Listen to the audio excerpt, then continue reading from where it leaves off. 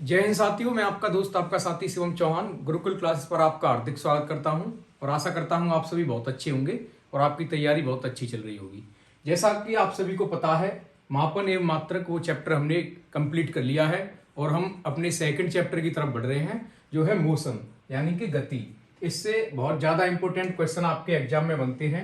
Interested chapter है, इसके अंदर आपको बहुत मजा आने वाला है और एग्जाम की दृष्टि से भी इम्पोर्टेंट है। तो आप मन लगाकर इस चैप्टर को पढ़ेंगे और अंत तक हमारे साथ बने रहेंगे। तो मोशन चैप्टर हम आज स्टार्ट कर रहे हैं और 2-3 पार्ट में ये कंप्लीट हो जाएगा। फिर उसके बाद आपको कोई भी चीज़ गति से पढ़ने की आवश्यकता नहीं है। ये क्लास सफिशिएंट रहेगी आपके लिए, रेलवे के किसी भी एग्जाम के लिए। तो मन लगाकर पढ़ें, पढ़ना जरूरी है, आपको पढ़ना ही पड़ेगा। अगर देखिए, 2 तरह के स्टूडेंट होते हैं जिन्हें 2 जगह से मोटिवेशन मिलता है। कहाँ कहाँ से मोटिवेशन मिलता है? तो भैया कुछ तो ऐसे स्टूडेंट होते हैं जिन्हें मोटिवेशन मिलता है माता पिता, यानी कि अपने माता पिता की स्थिति को देखकर या अपनी आर्थिक स्थिति, अपने घर परिवार की स्थिति को देखकर। और एक टाइप के जो होते हैं दिल जले जो होते हैं, जो कहीं ना कहीं धोखा खाके या प्यार में धोखा खाके बैठे हुए हैं और उनको अपना इंतकाम लेना है, इस वजह से सरकारी नौकरी की तैयारी कर रहे हैं। तो दोनों के लिए मैं आपको एक मोटिवेशनल शायरी सुनाना चाहूँगा, जिससे कि आपका उत्साह कम ना हो और क्लास में आप बने रहें। तो जो माता पिता वाले बच्चे हैं जो स्टडी कर रहे हैं अपने माता पिता के लिए, यानी कि अपने घर परिवार के लिए, उनके लिए कि तेरे पसीने की हर एक बूंद को मोती सा चमकाऊंगा, तेरे पसीने की हर एक बूंद को मोती सा चमकाऊंगा, और ए पिता तू बस सपने बड़े देख, अगर उन्हें पूरा करने के लिए मौत भी आएगी तो मैं मौत से भी लड़ जाऊंगा। ये उनके लिए, उन बच्चों के लिए है जो अपने माता पिता की मेहनत को देखकर अपनी तैयारी कर रहे हैं, अपने माता पिता के जो हालत है उसको सुधारना चाहते हैं। अब दिल जलों के लिए, जो दिल जले बैठे हैं, जिनको इंतकाम लेना है अपना, तो बिछाकर जुल्फ गालों पर सितम आबाद कर डाला, बिछाकर जुल्फ गालों पर सितम आबाद कर डाला, और हसीनों ने जिसको चाहा उसे बर्बाद कर डाला। तो जिसे हसीनाएं चाहती हैं उसे ही बर्बाद कर देती हैं दोस्तों। तो इन चक्करों में ना पड़ें, अपनी पढ़ाई पर ध्यान दें। इंतकाम लेना चाहते हो वो अच्छी बात है, आपका एक मोटिवेशनल का सोर्स है वो, उसे आप बर्बाद ना करें, लेकिन इन चक्करों से दूर रहें, अपनी स्टडी पर ज़्यादा फोकस करें। तो इसी के साथ हम अपना चैप्टर स्टार्ट करेंगे, मोशन यानी कि गति। अब गति क्या होती है? पहला क्वेश्चन ये बनता है कि गति क्या होती है। तो गति भैया एक अवस्था होती है, यानी कि एक कंडीशन है। क्या है? कंडीशन है। जितनी भी भौतिक जगत में वस्तुएं हैं, जितने भी ऑब्जेक्ट हैं, जो कुछ भी है, उनकी 2 अवस्थाएं होती हैं। कौन सी 2 अवस्थाएं होती हैं? एक तो होती है गतिज अवस्था, यानी कि कोई वस्तु गति में हो सकती है, या फिर होती है विराम अवस्था, यानी कि कोई वस्तु विराम में हो सकती है। अब आप इसको कैसे समझ सकते हो? तो देखिए, यहाँ पर एक आपको पेड़ दिखाई दे रहा है। क्या दिखाई दे रहा है? पेड़। तो पेड़ दिखाई दे रहा है। अगर मैं आपसे कहूं कि आज ये पेड़ यहाँ पर है और आप इसको कल सुबह देखो, तो क्या ये यही होगा या इसकी जो स्थिति है वो बदल जाएगी? क्या इसकी स्थिति में कोई परिवर्तन आएगा कल सुबह? जी नहीं। आज ये पेड़ यहाँ पर है तो कल सुबह भी आपको ये यहीं पर मिलेगा। और ये आपको यहाँ पर कार दिखाई दे रही होगी जो रोड पर गति कर रही है। क्या कर रही है? गति कर रही है। फोटो में आप गति को नहीं देख सकते हैं, लेकिन ये कौन सी कार है? जो चल रही है भैया रोड पर। क्या कर रही है? चल रही है रोड पर। तो अगर इस कार को आप यहाँ देखते हैं और 10 मिनट बाद देखते हैं, तो क्या आपको यहीं मिलेगी ये कार? अगर आपने इस वक्त आपने इस कार को यहाँ पर देखा और फिर आप इसको 10 मिनट बाद यहाँ पर देखने आई, तो क्या इसकी स्थिति यही मिलेगी आपको या बदल जाएगी? क्या इसकी लोकेशन बदल जाएगी? तो जी हाँ, अगर आप इसको 10 सेकंड बाद भी देखने आओगे तो आपको ये कार दूसरे स्थान पर मिलेगी, यानी कि यहाँ से कुछ आगे मिलेगी। लेकिन ये पेड़ आप 10 सेकंड बाद देखो, 10 मिनट बाद देखो, या फिर 1 दिन बाद देखो, यही मिलने वाला है आपको, ये कहीं नहीं जाने वाला। और ये कार हर सेकंड, हर मिनट, हर घंटे अपनी स्थिति में परिवर्तन करती रहेगी। क्या करती रहेगी? परिवर्तन करती रहेगी, यानी कि समय के साथ साथ इसकी जो अवस्था है वो बदलती रहेगी। अभी ये यहाँ पर है, कुछ मिनट बाद ये कहीं और दूसरी जगह होगी, लेकिन पेड़ अपना स्थान नहीं बदलेगा। तो जो पेड़ वाली अवस्था है वो तो हुई विराम अवस्था। कौन सी? विराम अवस्था। पेड़ कैसा है? विराम अवस्था में है भैया। किसमें? विराम अवस्था में है। तो विराम अवस्था समझ में आई? ऐसी वस्तुएं जो समय के साथ अपना स्थान परिवर्तन नहीं करती हैं वो विराम अवस्था में होती हैं, यानी कि जो मूवेबल नहीं है, वो नहीं चल पा रही हैं या अपना स्थान नहीं बदल पा रही हैं, वो विराम अवस्था में होती हैं। और जो वस्तुएं समय के साथ अपना स्थान बदल रही हैं, अभी इस समय पर यहाँ है, कुछ समय बाद कहीं और होंगी, तो वो गतिज अवस्था में होती हैं, यानी कि कौन सी अवस्था में होती हैं? गति की अवस्था में होती हैं। ये चीजें दो अवस्थाएं आपको समझ में आई होगी। अब देखते हैं कि गति क्या होती है। क्या होती है गति? तो गति क्या है? भौतिकी की वह परिघटना जिसमें कोई वस्तु समय परिवर्तन के साथ अपनी स्थिति में परिवर्तन करती है। आप ये देख सकते हैं गति क्या है।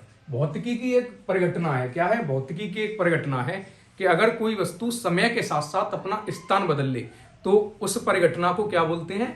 गति बोलते हैं। ये एक भौतिकी की परिघटना है। इसमें क्या होता है कि अगर कोई वस्तु अपनी समय परिवर्तन के साथ साथ अपनी स्थिति में भी परिवर्तन करती है तो वो अवस्था कौन सी कहलाती है? गतिज अवस्था कहलाती है। और यह परिघटना गति कहलाती है। जैसे किससे समझ सकते हैं? तो चंद्रमा से आप समझ सकते हैं। चंद्रमा, जैसे कि ये पृथ्वी है और पृथ्वी के चारों ओर क्या है? चंद्रमा ऐसे गति करता है। जैसे यहाँ चंद्रमा है तो चंद्रमा पृथ्वी के चारों ओर क्या करेगा? गति करेगा, यानी कि ये पृथ्वी के चक्कर लगाता रहेगा। तो अगर किसी समय पर हम देखते हैं कि चंद्रमा यहाँ है और कुछ समय बाद, जैसे 5-6 घंटे बाद हम देखते हैं, तो क्या चंद्रमा की स्थिति यही होगी चंद्रमा की? तो नहीं, चंद्रमा कहीं दूसरे स्थान पर पहुंच गया होगा। तो इसका मतलब ये कौन सी अवस्था में है? गतिज अवस्था में है। और क्या कर रहा है? गति कर रहा है। आरबीसी, अब ये क्या होती है? तो आरबीसी अपने ब्लड में होती है भैया। जैसे ब्लड का संचार होता है किसमें? अपने शरीर में, तो उसमें क्या होती है? आरबीसी होती हैं। और आरबीसी जो ब्लड का फ्लो होता है उसके साथ साथ पूरे शरीर में भ्रमण करती हैं। तो आरबीसी जब भ्रमण कर रही है पूरे शरीर में तो फिर वो कौन सी अवस्था में है? गतिज अवस्था में है, यानी कि आरबीसी गति कर रही है। जल में भ्रमण करती हुई फिश, जैसे मछली आपने देखी होगी, तो जल में मछली एक स्थान से दूसरे स्थान तक जाती रहती है, यानी कि गति करती रहती है। तो गति का सिंपल सा कंसेप्ट है। आशा करता हूं आपको समझ में आया होगा। भौतिकी की वह परिघटना जिसमें कोई वस्तु समय परिवर्तन के साथ अपनी स्थिति में परिवर्तन करती है, गति कहलाती है। क्या? गति। ये परिघटना गति कहलाती है। आगे चलते हैं। दूरी और विस्थापन। देखिए इस चैप्टर में आपको पढ़ना क्या क्या है। तो आपको दूरी पढ़नी है, विस्थापन पढ़ना है, चाल, वेग और त्वरण। जब इन चीजों को आप पढ़ लेंगे, इनके बारे में सब कुछ जान जाएंगे, तो ये चैप्टर आपका फिनिश हो जाएगा। कौन कौन सी चीज? दूरी, विस्थापन, चाल, वेग और त्वरण। ये 5 चीजें हैं इस चैप्टर में आपके लिए। इनको फिनिश करते ही आपका चैप्टर भी फिनिश हो जाएगा। तो अब हम आते हैं किस पर? दूरी और विस्थापन पर। जो पहले 2 हैं उन पर आते हैं, दूरी और विस्थापन। तो दूरी और विस्थापन क्या होते हैं? एक एग्जाम्पल की सहायता से समझेंगे। जैसे कि ये कोई बच्चा है, स्टूडेंट है स्कूल का। क्या है? कोई बच्चा है, स्टूडेंट है। अब ये स्कूल जा रहा है, अपने कहाँ जा रहा है? स्कूल। और इसका स्कूल कहाँ है? ये रहा, ये इसका स्कूल है। अब ये स्कूल जाता है तो पहले इस तरीके से सीधे रास्ते पे जाता है, फिर ये इधर मुड़ता है, फिर ये ऊपर की तरफ मुड़ता है, तब अपने स्कूल पर ये पहुंच जाता है। यहाँ पर जो इसने दूरी चली वो 2 किलोमीटर थी। ये 2 किलोमीटर दूरी चली इसने। ये दूरी चली 5 किलोमीटर और ये फिर से 2 किलोमीटर।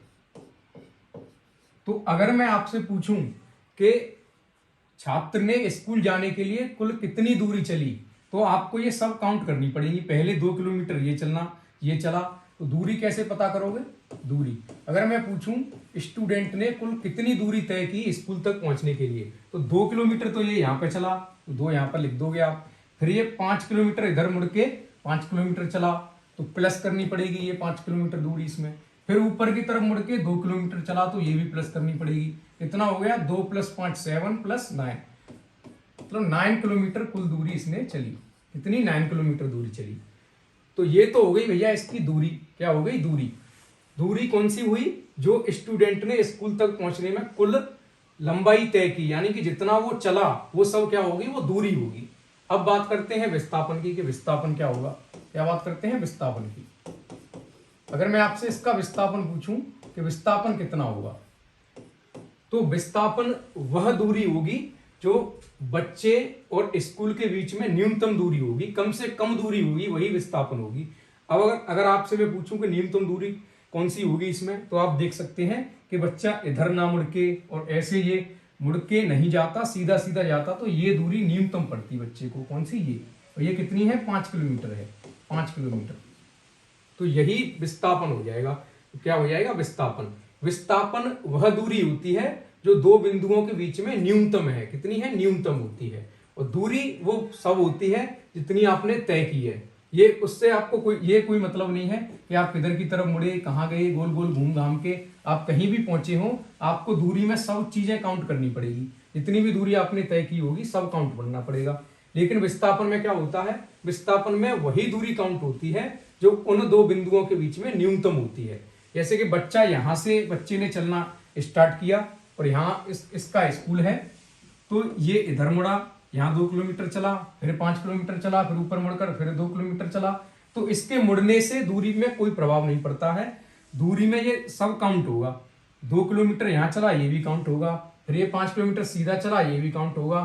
फिर 2 किलोमीटर ऊपर चला, ये भी काउंट होगा। मतलब दूरी क्या होगी? जो कुल लंबाई इसने तय की है, स्कूल तक पहुंचने में कुल लंबाई जो तय की है वो दूरी होगी। विस्थापन क्या होगा? विस्थापन न्यूनतम बच्चे और स्कूल के बीच में जो न्यूनतम दूरी होगी वही विस्थापन होगा। तो कितना है? 5 किलोमीटर की दूरी है न्यूनतम। तो ये क्या हो जाएगा? यही विस्थापन हो जाएगा। आशा करता हूं ये चीज आपको समझ में आई होगी। अब देखो दूरी, दो बिंदुओं के बीच पथ की लंबाई, जो दो बिंदु है, कोई क्या है? दो बिंदु है। जैसे कि एक बिंदु यहां पर है और एक बिंदु यहां पर है। ये ए बिंदु है और ये बी बिंदु है। अब आपको ए से बी बिंदु तक पहुंचना है, तो आप किस तरीके से गए? पहले यहां पर आए ऐसे, फिर इधर मुड़े और बी बिंदु तक आप पहुंच गए, अपने गंतव्य स्थान तक आप पहुंच गए। आपने यहां से चलने के लिए 2 किलोमीटर की दूरी तय की, फिर ये 3 किलोमीटर की दूरी तय की। यहां पर 3 किलोमीटर और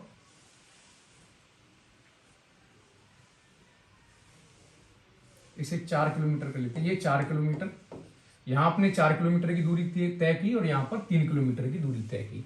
तो अब मैं आपसे पूछूं कि आपने कुल कितनी दूरी तय की है? तो 4 किलोमीटर ये और 3 किलोमीटर ये, कितना हो गया? 7 किलोमीटर। तो दो बिंदुओं के बीच का जो पथ की लंबाई होती है वही दूरी होती है। अब विस्थापन की बात करें, विस्थापन क्या होगा? दो बिंदुओं के बीच की न्यूनतम दूरी। विस्थापन क्या होता है? डिस्प्लेसमेंट क्या होता है? दो बिंदुओं के बीच की न्यूनतम दूरी। अब इन दोनों बिंदुओं के बीच की न्यूनतम हम दूरी देखें तो कौन सी होगी? ये वाली होगी। ऐसे सीधे सीधे भी आप जा सकते थे। ये वाली न्यूनतम दूरी होगी इन दोनों बिंदुओं के बीच, और जो इसकी लंबाई होगी वही विस्थापन होगा।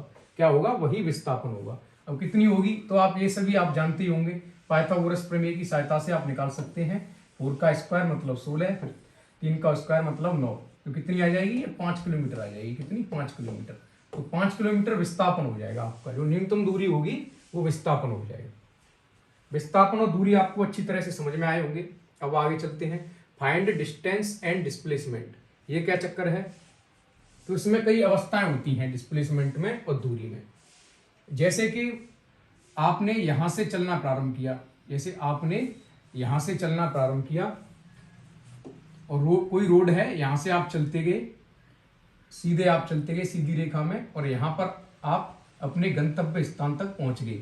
तो अगर मैं आपसे पूछूं कि यहां आपने कितनी दूरी चली, अगर मैं आपसे पूछूं कि आपने दूरी कितनी तय की और आपका विस्थापन क्या हुआ, मतलब कि आपका विस्थापन कितना है और दूरी कितनी है, इस परिघटना में, इस इवेंट में आपसे मैं दूरी और विस्थापन पूछूं तो क्या होगा?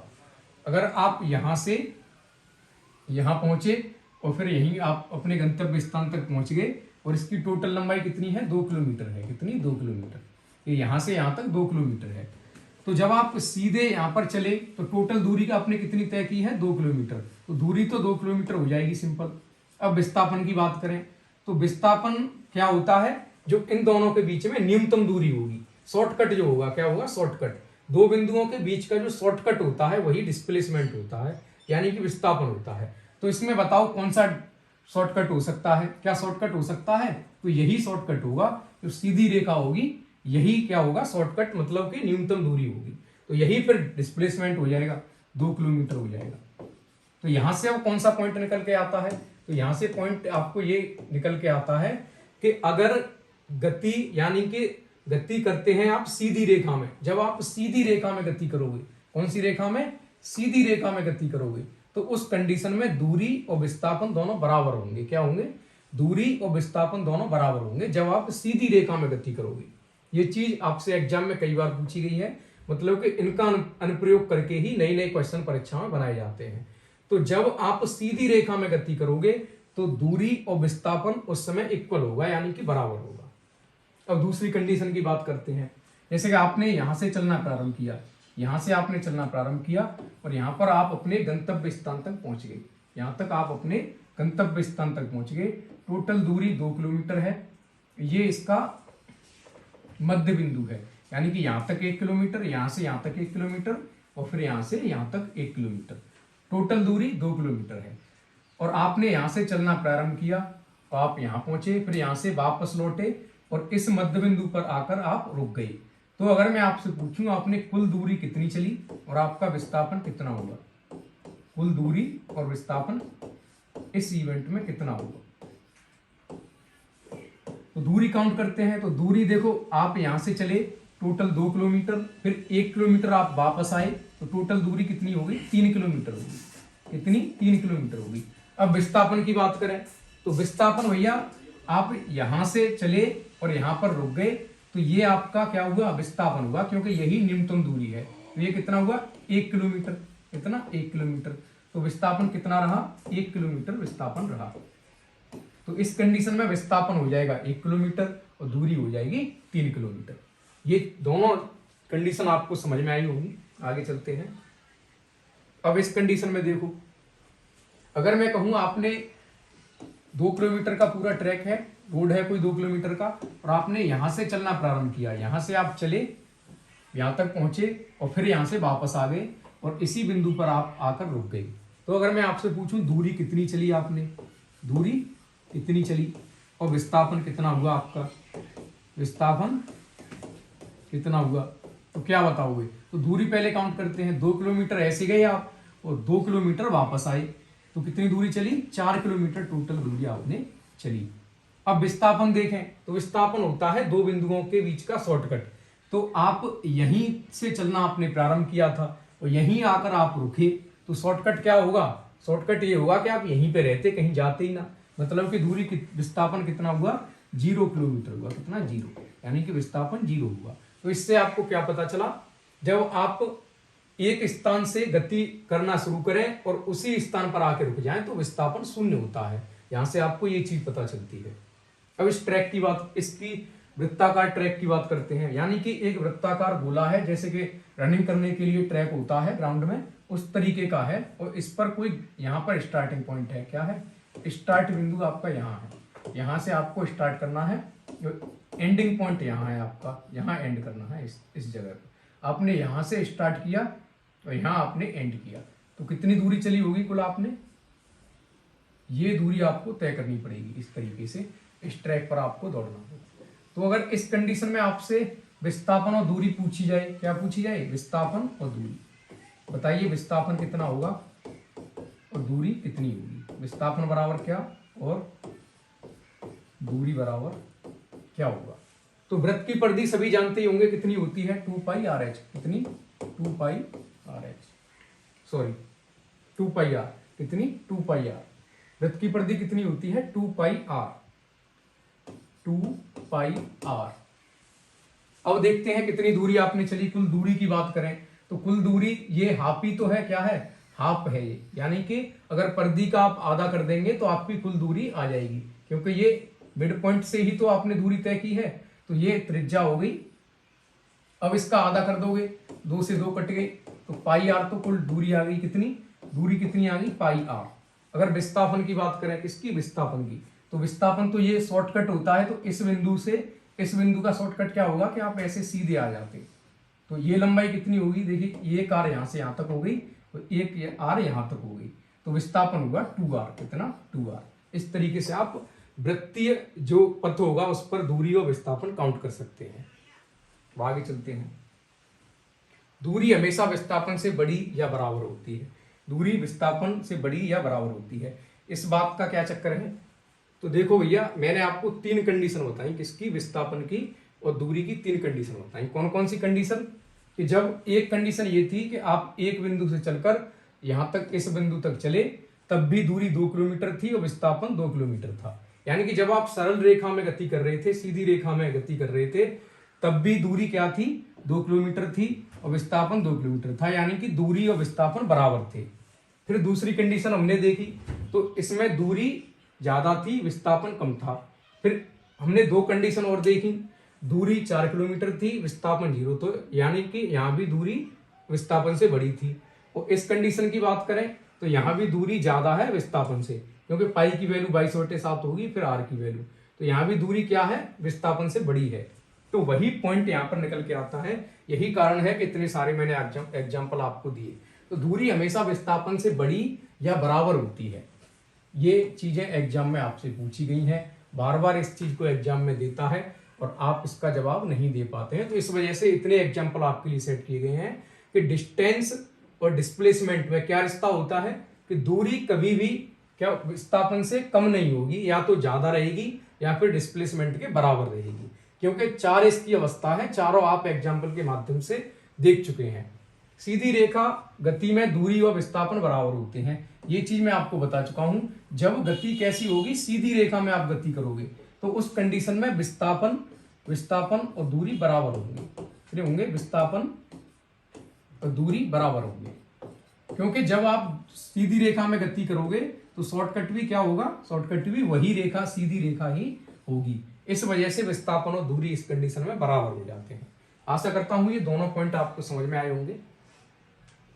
अब नेक्स्ट ये क्वेश्चन है, एक पिंड वृत्तीय पथ पर गति कर रहा है, 2 चक्कर के बाद दूरी और विस्थापन का अनुपात क्या होगा। ये परीक्षा में आया हुआ प्रश्न है, और विस्थापन और दूरी की जो एग्जाम्पल मैंने आपको बताई, जो कंडीशंस बताई, जो पॉइंट नोट कराए, उसी के माध्यम से हम इस क्वेश्चन को सॉल्व कर सकते हैं। अगर पिछले एग्जाम्पल और उस अवस्था पर आपने ध्यान नहीं दिया है तो आप इस प्रश्न का जवाब नहीं दे पाओगे।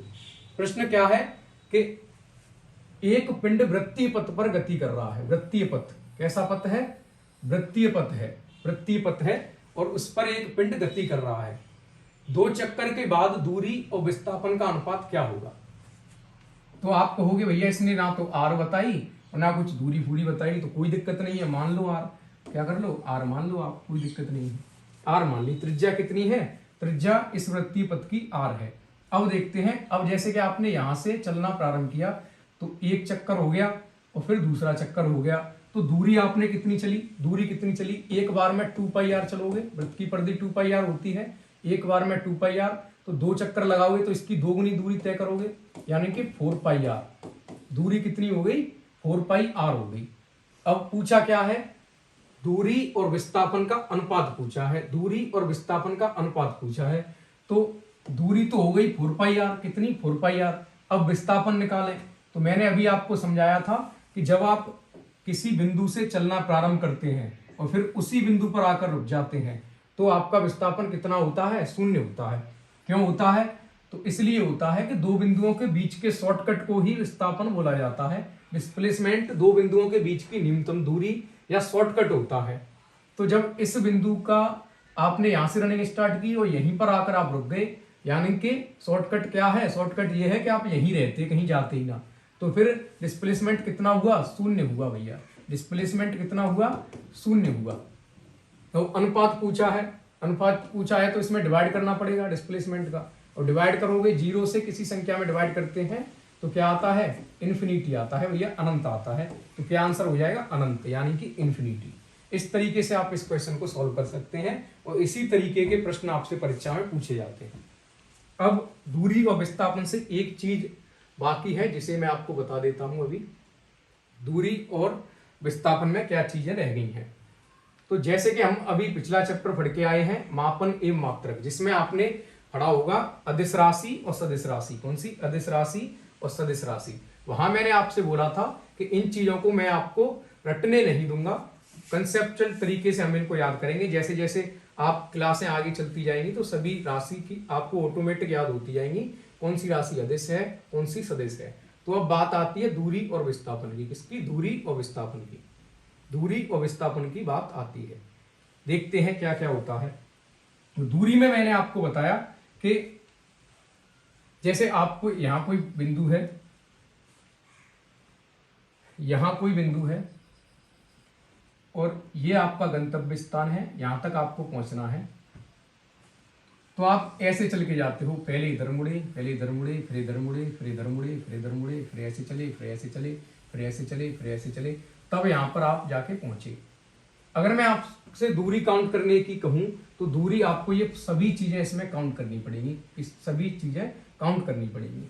यानी कि जब आप दूरी काउंट करोगे तो उसमें कोई दिशा की आवश्यकता नहीं होती है, कोई निश्चित दिशा नहीं होती है। अगर आप इधर चल दिए तो ये भी चीज दूरी में काउंट हो जाएगी, इधर चल दिए ये भी काउंट हो जाएगी, इधर चल दिए ये भी काउंट हो जाएगी, इधर चल दिए ये भी काउंट हो जाएगी। जिस दिशा में आप चले जाओगे वही दिशा यानी कि उसकी ही दूरी मानी जाएगी। लेकिन अगर मैं आपसे विस्थापन पूछूं तो विस्थापन एक निश्चित दिशा ही होगी। जैसे कि इससे विस्थापन देखोगे तो ये निश्चित है कि इसी दिशा में विस्थापन मापा जाएगा, यानी कि विस्थापन इसी दिशा को माना जाएगा। ऐसे नहीं हो सकता कि पहले इधर चले जाओ फिर इधर फिर ये विस्थापन हो जाएगा, नहीं। विस्थापन केवल न्यूनतम दूरी होती है, एक निश्चित दिशा होती है। तो विस्थापन में क्या दिशा की आवश्यकता है? तो जी हाँ है, क्योंकि विस्थापन निकालने के लिए एक निश्चित दिशा ही होती है। तो दूरी में क्या होता है? दूरी तो आप जिस दिशा में चले गए वो दूरी ही तय की है आपने, लेकिन आप इधर उधर घूमते रहे और फिर आप पहुंचे गंतव्य स्थान तक तो विस्थापन नियति रहेगा, विस्थापन वही रहेगा, दूरी कितनी भी बढ़ जाए। तो विस्थापन में एक निश्चित दिशा होती है, वही रहती है, और दूरी में कोई निश्चित दिशा नहीं होती है। इस कारण जो दूरी है ये एक स्केलर क्वांटिटी है, यानी कि अदिश राशि है। कैसी है? अदिश राशि है, अदिश राशि। दूरी कौन सी राशि है? एक अदिश राशि है भैया, अदिश राशि। और इसके एसआई मात्रक की बात करें, एसआई मात्रक कौन सा होगा? मीटर होगा भैया, क्योंकि दूरी भी तो एक क्या होती है? लंबाई होती है। तो एसआई मात्रक क्या होगा? इसका मीटर होगा। अब विस्थापन की बात करते हैं तो विस्थापन में दिशा की आवश्यकता होती है, यानी कि एक निश्चित दिशा में ही विस्थापन को मेजर किया जाता है। तो ये कौन सी राशि होगी? तो विस्थापन एक सदिश राशि होती है, यानी कि वेक्टर क्वांटिटी होती है, सदिश राशि होती है। कौन सी राशि? सदिश राशि होती है। एसआई मात्रक की बात करें तो एसआई मात्रक इसका मीटर ही होता है। क्या होता है? मीटर होता है। तो ये दो चीजें इंपॉर्टेंट थी जो मैंने आपको बता दी हैं, दूरी, विस्थापन, ये सभी चीजें आपकी क्लियर हैं। और किस तरीके के प्रश्न इन दोनों से पूछे जाते हैं वो प्रश्न भी मैंने आपको दिखाया, और ये दो पॉइंट इंपॉर्टेंट थे वो भी मैंने आपको नोट कराई। इस तरीके के प्रश्न पूछे जाते हैं, इनमें ही कभी संख्याएं दे देता है या फिर आपको ऐसे ही पूछता है, इसमें विस्थापन और दूरी अनुपात वगैरह ये बदल के ये चीजें पूछी जाती हैं। तो ये सब चीजें आपको पता चल गई। अगली क्लास में हम स्पीड, त्वरण और वेग इनके बारे में जानेंगे। ये क्लास हमारी यहीं तक रहेगी। अगर आपको ये सभी चीजें क्लियर हुई हैं तो क्लास को ज़्यादा से ज़्यादा शेयर करें और चैनल को सब्सक्राइब करें। जय हिंद।